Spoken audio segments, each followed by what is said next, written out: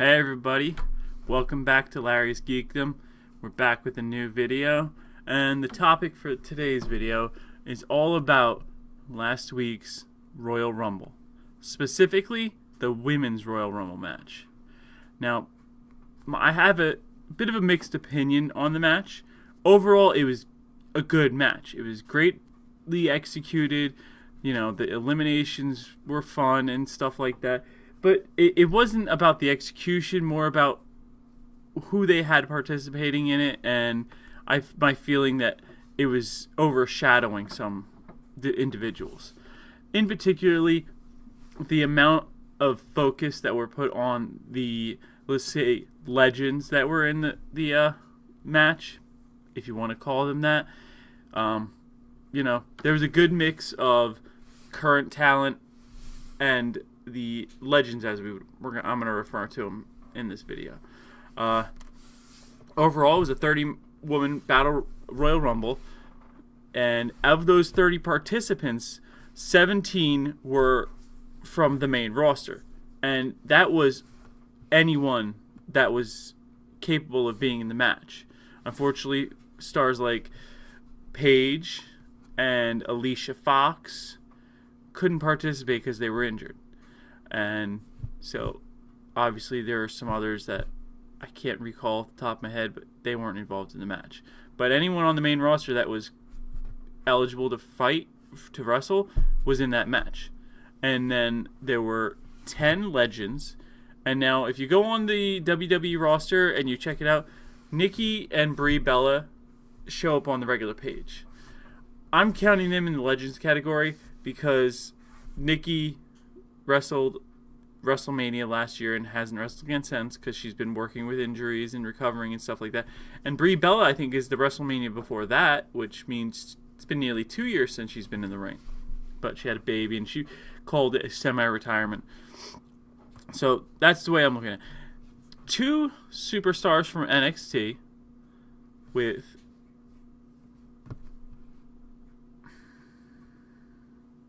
Ember Moon and I forget her name already. That's really bad. But Kairi Sane, that's the other one. And then, if you're counting the numbers, that's only 29. And then there was Vicky Guerrero, which, give her props for the way she can garnish attention and heat. She's not a superstar. She's not a legend. She's Vicky Guerrero. She has her own category. So, that were the 30 participants. I'm not listing all of them out, but we had 10 legends, 17 main roster women, and 2 NXT stars. Now, my question is, why couldn't there have been a couple more NXT stars and a few less of the legends? You know, you have names like Nikki Cross, Lacey Evans, Billie Kay, Peyton Royce, and Shayna Baszler that they could have been great additions to participate in this Royal Rumble. They're established NXT stars for the most part. Lacey Evans is still a little new on the scene. Same with Shayna Baszler, but she has her MMA history behind her to support her stardom. So how come they couldn't have included more of the NXT call-ups? Maybe some women that would have actually been a call-up, not just a one-off. Like, we know that Ember Moon she's the NXT Women's Champion. She's not getting called up to the main roster right now. So, and the other woman, she's, Kairi Sane, she's still new into NXT, so she's got some time before she'd get called up, I would hope. But why is it that those are the only 2 call-ups? They could have used more women from that roster and thinned out the legends a little more. I had no problem with them bringing legends in and having eliminations, but it seemed a bit overpowering. I know it's a big deal. It's the first Women's Royal Rumble, but, we had our first Women's Hell in a Cell match. We've had our first Ladies Money in the Bank match. We're going to be having our first Women's Elimination Chamber match. So, if they want to participate, those are plenty of things. I mean, and I know the Royal Rumble is known for having its spot of surprise entrance and things like that, but in my time watching wrestling, I've never seen it so overdoing it so much. Because, like, the men's Royal Rumble, we had Rey Mysterio show up, the Hurricane, and honestly, I think that was it for the Royal Rumble of the, just one-off show on, one-off guys coming in. Because we know, as far as it's been concerned, Rey Mysterio is not coming back to WWE yet. There's a possibility they're working with him. They want him to come back because he was really over, and he looks like he's in the best shape of his life. But he's got a lot of prior commitments before he can make commitments to coming back to WWE. But we're not talking about the men's Royal Rumble match right now. Right now we're talking about the women's Royal Rumble match. So that was the first part of this. Then there was about the eliminations. 13 of the eliminations in the match, because you have 29 people that get eliminated.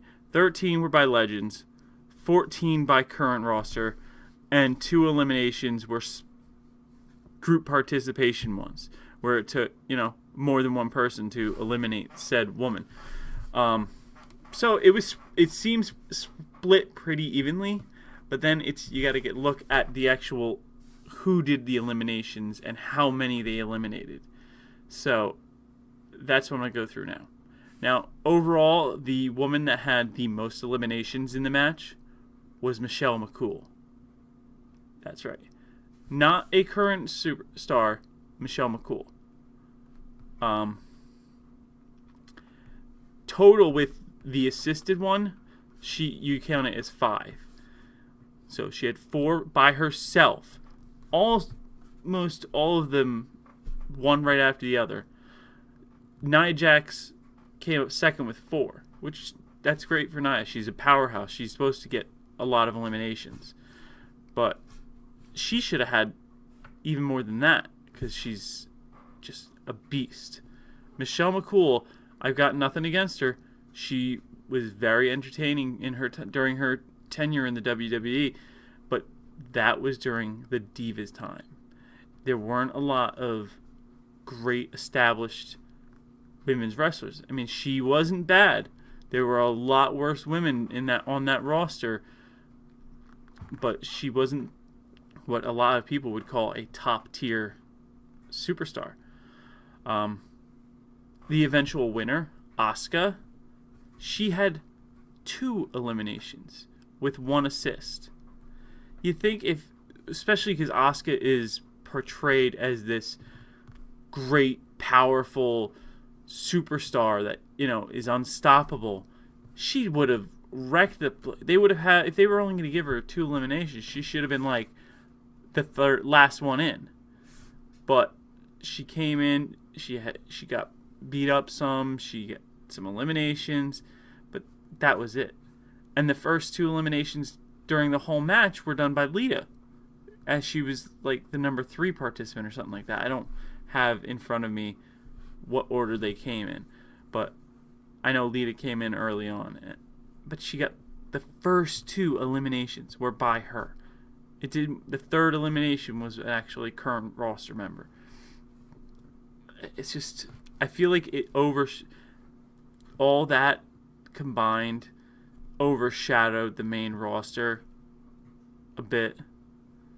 It was just, I wanted to see these women. They're the ones that are pushing this women's revolution, the evolution, anything you want to call it. They're the ones that are out there day in and day out, tearing the house down with these matches that people are finding so amazing.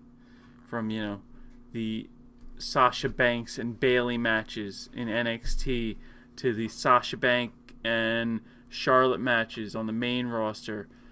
Different things like that. It's what pushed for this to happen. And then the WWE just decides, we're going to throw 10 old names in the match. And it was great to see some of them, but did we need all 10? Did we need a Kelly in the Royal Rumble match? Did we need a Vicky Guerrero in the Royal Rumble match?